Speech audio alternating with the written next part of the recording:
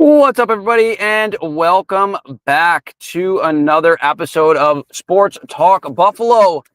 This week brings some good news in the live stream as we get to do the live drive home. Sorry about the lighting in here, but we get to do the live drive home with a UB victory. Our second overtime UB victory. So our second live drive home. So I apologize if it gets a little choppy. If you're just joining us, we do these on the fly. Okay. We do these on the fly, but they're fun to do. And people seem to like it last week. So we're doing it again. It's also, like Andrew said, a more enthusiastic, fun. It's a W. It's a exciting W because of the way this game came down to the wire. Absolutely. Yeah. So much more fun. I got to tell you, man, even though the offense scored 31 points, there was a potential for so much more. Yeah. There was a potential for so much more. We left a lot of plays out on the field once again. And that is something as we progress into Mid-American Conference play that I want to see them clean up a little bit. I want to see them make some of these plays that are there. And why is this man not going? All right, I guess I'll go. Okay, you'll go now, finally. This is what happens when you do a live drive. It's live, baby. It's live. People can't drive. It's absolutely pretty ridiculous how bad that was. But anyway, Roberson played in this game. He made the plays, I guess, when it mattered, you could say. Yeah. Yeah, you can that's tell kind of what I'll say there. You can tell the injury hampered his game quite a bit. There was very little movement in the pocket for him. Not a lot of mobility. Yeah, not like he had 4 carries, 1 yard when it came down to it. So yeah. You could tell what his game normally, what we all come to expect from his game, wasn't available to him, especially because they brought in Wright for like a series or two. Yeah. And he went 6 of 18, but he broke off some pretty nice runs. He had a drive going there. I forget what quarter that was. It was second quarter? Robertson? No, Wright. Right. Yeah. Right. He came in and he took over for a few. I think it was the second quarter he came in. Yeah. Had a couple nice runs. He had one negated around the right side of the offense that he looked big and fast and strong. Yeah. He made one cut, and that cut to the outside is what ended up drawing the penalty, as Nick McMillan ended up getting the penalty for that. I just wanted to say, speaking of penalties, I think one of their best offensive plays today, we talked about it, might have been defensive pass interference. Yeah, DPI was the play of choice. Oh no, it's live and things are happening. It's live and we just fell down. Let's see. Sorry. You're back and you're okay. It's live and we just fell down. I'll probably have to check the ESPN for stats because I'm curious what their total was for penalties, because there seemed to be just an awful lot, not just on the UB side. We had a lot of penalties against UB too. There was a lot of DPI called for both teams. But hey, that's cool. Just cut out in front of me. There was a lot of DPI called for both teams in this. But again, Buffalo had quite a few defensive pass interferences that helped them continue some drives. I think that was the key for them scoring that second touchdown. Was I think 2 pass interferences against Eastern Michigan on Nick McMillan. So like even though McMillan's stats didn't look world beater, didn't look incredible, I got to tell you, it was pretty good because he drew 30 yards at least worth of penalties in this game, and they ended up leading to UB being able to tie the game later in the second quarter. And again, it was a first half of one big play and then one good drive, and I think that was pretty much the gist of the entire first half for UB's offense. Just to be clear, Eastern Michigan, 9 penalties, 80 yards. UB, 6 penalties, 69 yards. So there was a lot of yardage there just from penalties alone. And some drives got sustained, at least on the UB side too. from penalties alone. Correct. So, again, not a clean game for anybody by any means. And it was kind of just a back and forth, like just trading blows back and forth between EMU and UB. Yeah, it was. There wasn't anything where either team really took over this game at all. It was very, very, very back and forth for both teams in this game. And again, it was right there for the taking for UB, and they made it harder than what it really needed to be, I think. I don't know if you guys can hear the wind or not. I'll close the window. It's a warm night in Buffalo, but a beautiful night in Buffalo. It was a fantastic atmosphere, a great showing for homecoming. Lots of people in the stands. I will take that. And now I know maybe if you were watching on TV, it didn't look like a lot of people in the stands, but from where they film, all of that entire the East grandstand was pretty much full from 100s all the way up to the 300s. We were definitely not by ourselves in the 300s today. It was a very beautiful day. And I mean, obviously UB's not listening to us, but we did say this last year where we thought like maybe we should have homecoming earlier in the year to get more fans out. And this year they did do it, and it was a beautiful day. It was a beautiful day. We were saying as we walk up to the stadium, like if at any point during like they're talking about, all right, what days do we do what on the schedule? And they go, all right, where do we do homecoming? Show them this day. Yeah. This turned out to be a perfect day. So the earlier you do the homecoming, probably the better. Because if you get weather like this, you're going to get a much better turnout. And let's be honest, winning helps, interest in piquing interest, but like not just from a homecoming standpoint, from a standpoint of what you would like to see on a nightly basis. Right. I don't know what the final number is for people that showed up there tonight. It was a good crowd though, right? But it was the kind of crowd where you're like, this should be the benchmark. This is where your minimum should be of attendance. At least in the beginning of the year. Obviously, we know like on Saturday games, obviously we know the attendance always goes down when they do midweek action because there's not a lot of people going to sit in. There's not a lot of psychos like myself who are going to sit in frigid temperature to watch UB football on a Tuesday night. But I will, because I enjoy it. Anyway, again, if you guys are just tuning into us, UB wins a thrilling game. 31-30. UB was down by a field goal with less than a minute to go. Their defense gets a stop, and they're able to drive the ball. I think they went, 50 yards, 60 yards, 50 or 60 yards to get in field goal range. And I don't know the kicker's name off the top of my head. House.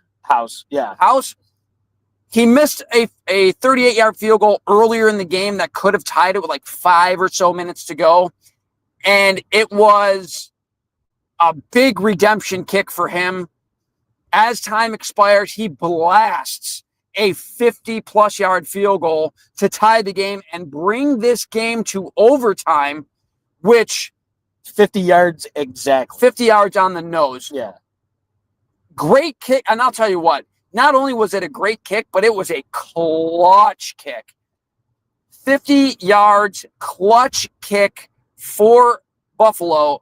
It's also, I want to, since we're on special teams, shout out to Dylan Drennan, who was an absolute, his leg was just outrageous today.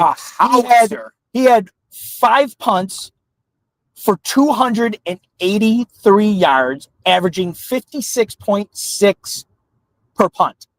And he had 3 of which land within the 20. He had probably, I would assume, his best day punting. I think it was in his career thus far. He's a freshman. He was averaging over 44 yards a kick coming into this game, and it definitely got a lot better because he was just absolutely flipping the field, going punt for punt with arguably one of the best punters and I guess that's not really necessarily something you want to hear in a game. Your punter went punt for punt with the other team's punter. But there were plenty of big plays in this game. UB, again, struggled offensively, but made plays when they counted. Okay. Taquan Roberson, it wasn't great. All right. In terms of completion percentage, in terms of there were some throws that he should have had that he could have made. And I think if he's 100%, he does make those throws. So Roberson finishes 19 of 38, but 272 and 3 touchdowns, no interceptions. He did have that fumble, that horrid fumble. Yeah. Now, speaking of fumbles, though, we'll go back to the offense in a second. Speaking of fumbles, he fumbles it, gives Eastern Michigan the ball deep into Buffalo territory. They're within the 5-yard line. It's like 3rd and goal from like the 2-yard line. And who else but Khalil Red Murdoch getting the punch out, the first fumble, if I'm not mistaken, by Eastern Michigan all year long. And it was, again, surprise, surprise, Khalil Murdoch, who was able to punch it out. The ball ends up getting kicked to like 20 yards backwards, and they end up holding Eastern Michigan to just a field goal, which is huge because that ends up being a point that Buffalo can come back and tie the game later. That ends up being just a massive play for UB. And Khalil Murdoch finished with 17 tackles in this game, 2 tackles for loss, and I believe, like I said, that forced fumble. Yeah. He played a game that we need him to play in order for UB to be successful. And for somebody, for the team only being 3-3, a stat that might surprise you is this game is the first game, including against Minnesota early in the season, their Power 4 opponent, that this defense has given up 30 or more points. Yeah. The defense had not given up 30 points all season. To be fair, they still have not given up 30 points in regulation time. It took overtime for them to give up 30 plus points, or just 30 points in the sixth. I want to say right now, guys, if you're commenting, I don't have the screen all the way up, so I can see if you're commenting, maybe some comments on the side there. I can't, in fact, see them because they're so small. I was a clown. I'll call myself a clown. I didn't widen the screen before we started this, and I don't want to diddly dick around with it while I'm doing the stream itself. So I will, if there is any, I'll try to go back and answer them when I go back through the live stream when I'm looking at it. So, but the defense played as good as you could hope for. Again, giving the offense every opportunity to win this game. And here's my thing. I think the defense, the only problem with the defense that I can see, obviously, is it is a bend but don't break. Right? Yeah. And I think sometimes maybe they are bending a little bit too much, as far as like they are allowing such long drives at times that it is wearing them out for later in the game. And that was in turn part of, why they weren't able to sustain late in games, is they're giving up long drives before they're putting an end to them, right? I think they allowed it ended up being better than I thought. They allowed Eastern Michigan to finish 8 of 20 on third downs. At one point, Eastern Michigan was 50% for third downs. And Buffalo finished pretty solid, actually, 7 of 15. So on third down, which, again, this game was about as evenly matched as the score would indicate as well. Yeah. I mean, you look right here. Look right down the stats. I'm looking at them right in front of me here. Yeah, total yards, Eastern Michigan had 395. Buffalo had 387. Passing yards, Buffalo absolutely blows the doors off of Eastern Michigan in terms of passing yards. So UB was able to hold Eastern Michigan passing game in check for the most part. They're essentially 2 explosive plays. They essentially swapped. So where UB led with passing 272 to 168, Eastern Michigan basically took over the running game. A total of 227 to 115 for UB. Yeah, it was a game in which I thought the defense, there were some other plays the defense could have had out there on the field, but again, played well enough to win, made some plays when it mattered. Should have had an interception, but there was a push off on the DB. Yeah, Marquise Cooper was in prime position for a pick, and the receiver did probably the only thing he probably could have done at that point, and he just kind of shoved Marquise Cooper down, caught the ball, and thought he'd get away with a touchdown there, but the Zebras had his glasses on. Glad it was called back, because it was pretty clear when you watch the replay. He just kind of throws him out of the way, like he has him completely covered, it was like a blanket over the top of him, and it was a pretty clear push off. So now I want to switch, and obviously I talked about the big player on defense in Red Murdoch having himself a ball game, 17 total tackles. Okay. Now I want to switch to offense. I'll let Mark take away who was the absolute stud. If you watch any of the game, you already know who I'm talking about, but who was the absolute stud on offense? Player of the game. I'm calling it. He should be the offensive player of the MAC as far as I'm concerned for the year. No question. Victor Flurry Snow. Because my God, this kid's a pinball. He's an absolute pinball. You would think, given his stature, you can easily put him in the he's a slot guy and that he's gadget guy. Listen, he is undeniably, undisputed UB's number one receiver. Yeah, and he proves it game in and game out. We checked. So according to what was the website again? Sportsreference.com. Sportsreference.com. I checked the career.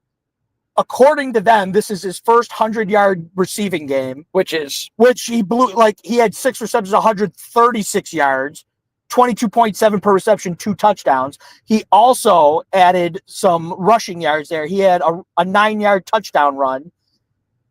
Yeah, that was the game clincher for us. That was the overtime touchdown run. That was the overtime touchdown. But this was a career game for him, and it might be a career defining game for him going forward, because he just he's the one that's being targeted. He's the number one guy, and defenses still can't stop him. Yeah, he had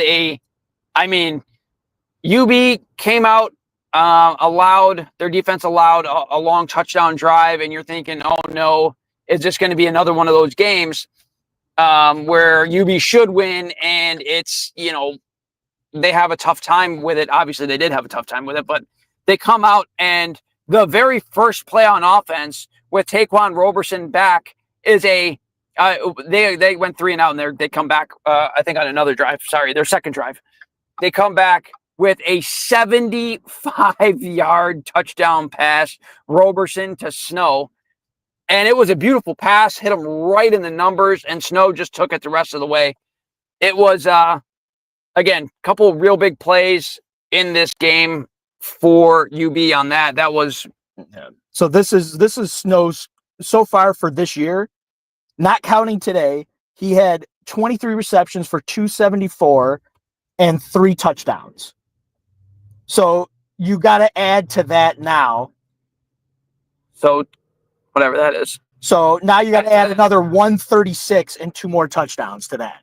Yeah. And he is having quite the 2025 season. Yeah, he's definitely having himself a tremendous, tremendous year, is Victor Snow.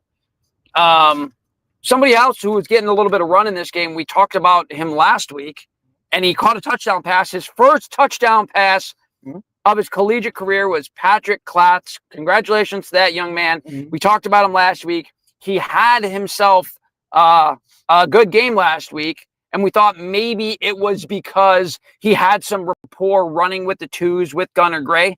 And it turns out maybe that was, in fact, not the case. Maybe he is showing himself enough to be put on the field more and more. And again, he rewards the team that's putting him on the field with a touchdown, his first collegiate touchdown, in a big spot too, by the way.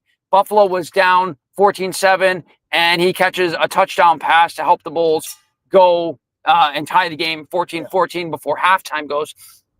Yeah, really happy for him. It was early on in the season. It was a running joke for Andrew and I that when he came out, we were like, it's a running play, 100%. We know what was happening. He was clearly in packages where it would be like he was part of a big set, right? It was him and the tight end Velez and a couple other like bigger guys who were more known for their blocking, and we knew exactly what they were doing on those plays. Right. And with Taquan Roberson going down with the injury, Gunnar Gray coming in, so like Andrew said, clearly there was a rapport, and there was injuries to the wide receiver position. He made the most of his opportunity, and he even got rewarded now in this game for it. And so he made a big play there, getting open in the middle of the end zone and really helping out seal the victory for the Bulls here.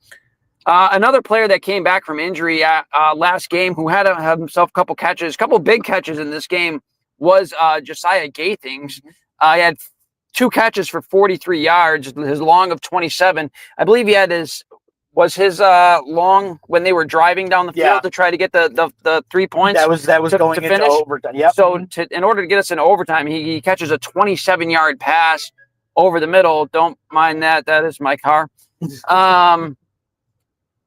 But yeah, he has a big catch down the middle.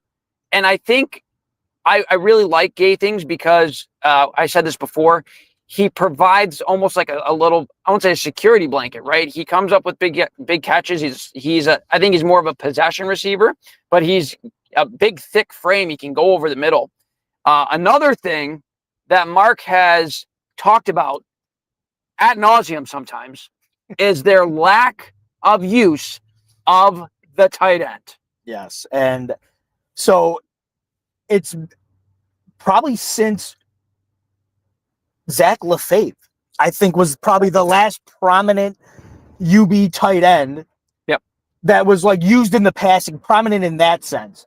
We haven't had a tight end really do anything in the passing game for us since then. Yep. And today we got Evan King, 3 receptions, 21 yards, and he had some nice plays.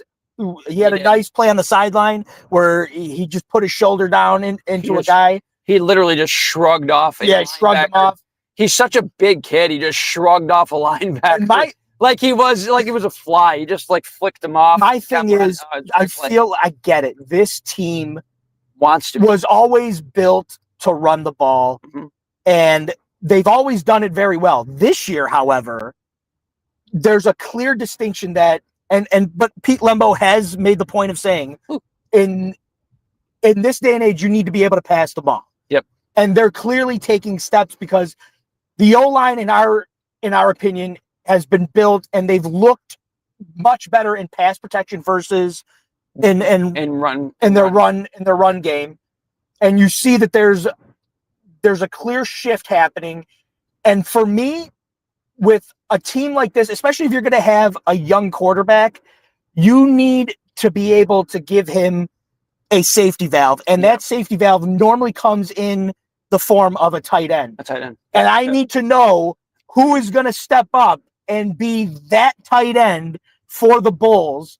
Evan King did a good job today, but we need somebody to step up and be a receiving tight end for this team. They've sorely needed it for quite some time now. We've got, as far as I can tell, we've got more than enough guys who can block on this team. Yep. But we need somebody who can take pressure off of everybody else and be that safety valve for whoever's going to step up next year and take over the starting quarterback position. Yeah, that's true. I thought he played really well. Again, he could have had more early in the first quarter. You have him running wide open on a crossing route. He is on the back side of the play, and I think Roberson panics a smidge and tries to force the ball out to one of his first 2 reads. And if he just comes back across the field to his probably his 4th read, he ends up having him wide open. But again, much like last week, the quarterback doesn't get, almost like he's not seeing the whole field, or maybe it's just not designed for that. I'm not sure. But again, he could have had a great game. He did end up having a pretty good game. Could have had more yards. He finished with 3 catches for 21 yards. Slips on a 3rd down play that I thought he was actually going to get a 1st down. He looked like he was going to have that and then some. But also that was the play that led to the missed field goal. Yeah, it was the play that led to the missed field goal. It ended up being 4th and 2 instead of a first down. Yeah, because he slipped, and that's kind of that was kind of the problem with that. And Buffalo had already, I really thought Pete Lembo was going to go for it again because it was late in the game. 6 minutes left. Yeah, and it was 4th and 2 in plus territory, and only a 38-yard field goal. You do expect your kicker to make a 38-yard field goal in that situation. However, the young man, again, if you're just joining us, he did come back and end up drilling a 50-yard field goal, so he did redeem himself. But I thought Pete Lembo would be aggressive in that situation. He was not, because, and I think a lot had to do with because Buffalo had gotten stopped earlier in the game. Yeah. In the first quarter, I think it was the first quarter. He got stopped earlier in the game on almost exactly the same thing. 4th and 2, Buffalo only gets 1 yard, and it goes the other way. And it completely shut down a really, really good offensive drive. So I don't think Lembo made the wrong call in that situation. It just wasn't executed well. But once again, they end up with a 31-30 win. If you guys are joining us, Victor Snow, we just talked about, had the best game of his entire career. Yeah. 6 catches, 136 yards, 2 touchdowns, added another touchdown on the ground. Special shout out to LJ Henderson having a bounce back game. He totaled 111 yards. He had 30 receiving yards. He had 81 rushing yards. He was averaging 5 yards per play. He made some really big plays in this game, in the game, especially at crucial moments. So, again, we've been critical of just not LJ himself, but the running attack, but the general overall attack of the run. Yeah, so he did a really good job, picking up the slack today, because obviously Lamar Sperling was out, Messiah Birch still out, Shelton came in relief for him, and they were the only two running backs to get playing time today. Yep. So again, crucial game, especially because we found out that Ohio lost to Ball State. Ohio did lose today, so that Toledo lost. He's already down 0-2 in the MAC. 0-1 or 0-2 in the MAC. I'd have to go back and look. Yeah, but they've already lost a game in the MAC. Yeah. And so some top tier teams that were coming into this season, as MAC favorites, already taking some losses, and us getting this win out. And not just taking losses, but taking losses in conference play. Yeah. Right. So taking losses in conference play, which only helps UB, right? Because only the top 2 teams go to Detroit. And right now, Buffalo is 2-0. Neither of those games were pretty games. I'll tell you what. No. But it is if you've had any experience watching the Mid-American Conference, it is MAC play. And this is MAC play. That's why people look at it and go oh, it's just a Mid-American Conference. You will have some of the most exciting games because top to bottom, literally any given Saturday, any one of those teams can beat any of the other teams. Yeah. And that is why I think the Mid-American Conference can be so much fun. So nothing is going to come easy for them. Not that we thought that it would, but by all accounts, given how this year has started, it is going to be a grind. And if anything else, if they go far, if it's not if it ends up being just another a bowl game for them at the end of the year, it's still a productive season.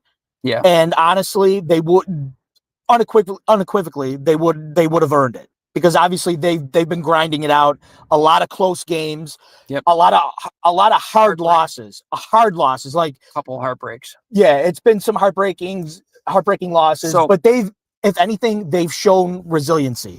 They've shown that they can battle and grind it out. They've shown that they can play in tough games. Here's the thing: UB is a couple of plays away from being 5-1, and they're a couple of plays away from being 1-5. Yeah. So, I mean, I will take 3-3 at this point, especially because 2-0 in they are 2-0 in the Mid-American Conference.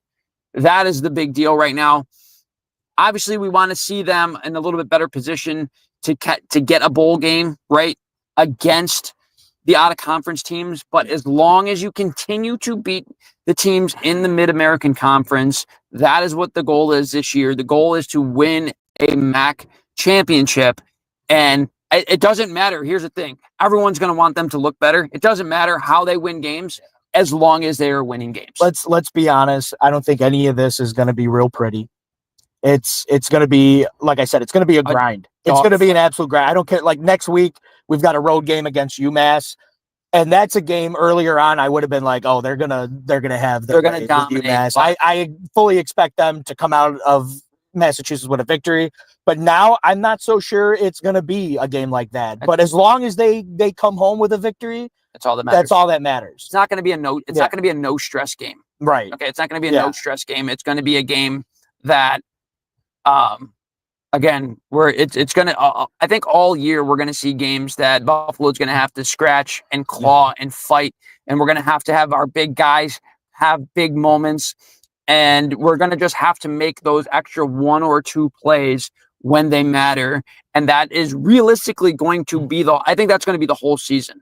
Because again, as I said, Lembo himself said that probably every game from here on out, we need to treat it like it's the championship game. Yeah, because that's what it's going to feel like. I'm sure he's looking at his team. He knows that they're young. A lot of these guys, they're still young players, and they're learning to win. They're learning to lose. They're learning to lose and still play to the wire, which hopefully will serve them, as we go on here in the next couple years under Lembo. Mm-hmm. But also, I mean, just keep fighting, because this game was literally, it looked like it would be locked up. A lot of people started leaving. It was no different than we were talking about that Bills-Ravens game, right? A lot of people went, all right, this is clearly over, and it's never over until the numbers read 0 on the clock. Right. And this was one of those games where you go, see? And obviously the Bulls weren't down by 15 with less than 5 minutes to go. However, the Bulls were down by a field goal with no timeouts. A great defensive stance, good clock management, using their timeouts by Lembo, and the 2-minute warning. And the 2-minute warning. Great job. It was a great job by Lembo and his staff, really being able to give their offense a chance to get the ball back. Yeah. And great execution, which has been that's been one of the Achilles heel, because again, when Andrew goes back and he looks at the recordings that he's done during the game and has a second chance to really because again, in real time, you kind of just go, all right, this is what I felt about it, right? But when you get a chance to really, you can go back. It's like all 22 for Andrew, right? He could slow it, move it, check guys' individual efforts, all that kind of stuff. And he can have a different assessment, at the end of the day. Right. And really, when he's talked to me about it, he's gone, you know what? In the moment, I would judge the play calling. Now that I've had a chance to look at it, now for him, it's an execution thing. Yep. He's found that's a good play call, because there's the guy that's open and that's where he should be looking. Mm-hmm. Quarterback either didn't get a chance to look that way, or he completely locked in on one guy and just stayed there. So again, it's execution. And in a crucial moment in this game when they needed to the most, they executed. Right. And I forgot there was a point that I was going to make somewhere in there, but like you were saying, all year long, nothing's going to be easy for this team. And as long as they continue to fight and claw and never give up, they're going to have a chance to win. Buffalo pulled this game out with a clearly less than 100% Taquan Roberson. Yeah. And I want to give that young man a shout out too, because you could tell he was clearly not 100% with the way that he was looking like he was trying not to run, knowing that the game could potentially be on the line at one point. He gave us the biggest run. Gave us a monster run with less than 25 seconds, 30 seconds to go. Gave us a monster run down the middle, giving up his body essentially for the team, knowing that this is going to hurt. Yeah. He gave us like a 15-yard run down the middle of the field, and to get us closer to field goal range. The big picture of that play isn't just in that moment for this game. That is, you're going to get your team rallied around you when they see their leader making plays like that. Injured. They're like, what you do in that moment is not just electrify your team and give them a jolt of energy. That is going to be like, this guy is willing to do that in the state that he's in. to give us an opportunity to win this game, How can I not? what I can't give any less. And Yeah. that's the importance of a play like that too. Right. So again, great execution. Defense gives offense the ball back. Less than a minute to go. Okay. And the punter pins them inside the 10. Yeah. And Buffalo is able to drive. Now, it was a long field goal, but Buffalo is able to drive it to even give Howes a chance to kick a long field goal. Great clock management, great execution by the offense when they needed it most. And again, in the overtime, great play call to give Victor Snow the ball on that carry, that little end around carry. And he makes a guy miss and literally waltzes into the end zone. Yeah. Great play. Roberson makes a great throw to McMillan in overtime. Mm-hmm. Again, and then the offense, here's the thing. Eastern Michigan scores a touchdown, right? And you could hang your head as a defense and go, well, looks like let's get ready for the second overtime. But also, to their credit, they did a really good job in their defensive stance to that point. They were holding them. A couple plays didn't go their way, but they did a really good job defensively, especially at the end of this game. They get them into a situation where Eastern Michigan goes, you know what, we're going to go for it. We're not going to keep going with overtime. We're going for the W right now. And listen, they'll get respect for me for that. That's not an easy call to make. Gutsy call. It just didn't go their way this time. But here's the thing, right? You could look at it and go, oh, well, Eastern Michigan fumbled the ball away. Mm-hmm. The thing that me and Mark noticed on the back end is there was nowhere to go with that ball. Even if he held on to go with that ball. Kobe Stewart had him dead to rights. He has him dead to rights. He's rolling to his left. It looks like it's from our vantage point when I was watching the play, it looked like everything was all covered up by the DBs. They tried a quick little rollout to get somebody open, maybe a yard inside the end zone. It just wasn't there. So it was a great, great play.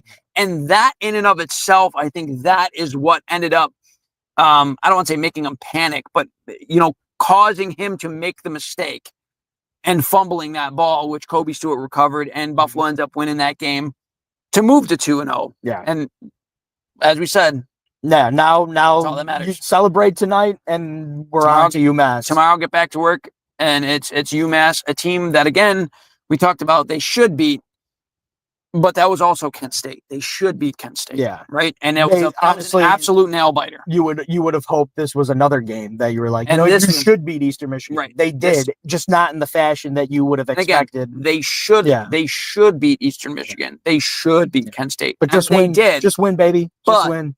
But they didn't win it pretty, and I think that's where it comes in, that every game is going to be just an absolute dogfight. But let's be honest, that's the MAC though too, right? There's not a whole lot of pretty wins in the MAC. A lot of them are like this, especially when you get deep into October, then you hit November. And November, we've always said, especially during those Mo Linguist years, that's when November was a nightmare. That's when you want your team to that's when you want them to hit their stride. Yeah. November was a nightmare. Last under season, Lembo, that is when they started to cook. Yeah. Offensively, that's when they really started to cook. Fingers crossed. November, they're cooking again. And it's going to be cold in Buffalo, but it better heat up in UB Stadium. It better heat up on that field, that's for sure. But, all right, we've been yabbering at you guys for 38 minutes or so. We're going to wrap it up here. We're back home.